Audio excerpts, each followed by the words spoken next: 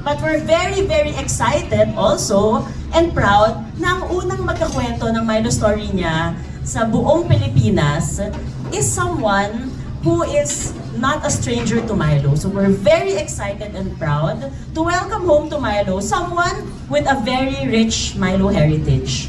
She's a woman of grit and grace, our champion. Do you know who our new Milo champion and Milo ambassador is? Yes, sino nga? Huwag tayo yes, louder! Sino? Yes! Alex Ayala, the nation's darling, diba? Yan. So, we're very, very excited kasi si Alex ang tunay na Milo champ. So, did you know that she joined Milo sports clinics when she was 8? Look at those, how authentic can it be, right? So she joined our Milo Little Olympics pala when she was 8.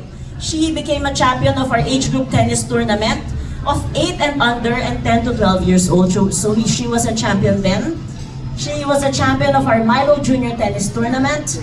And she won the 2019 Milo Junior Athlete of the Year. And as I speak and as we share this room today, she has also been winning the hearts of many Filipinos, inspiring all of us every day. Tama po ba? Have you heard a friend or someone na napanood siya tapos nakita kung gano'n siya kaano? She's full of grit and grace, right? I'm sure all of us have been touched by her Milo story.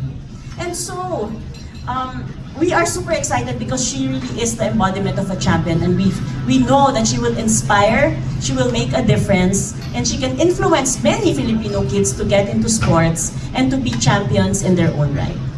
So like Alex, we hope that you share your stories. Meron ba ditong pwede mag-share ng Milo story niya?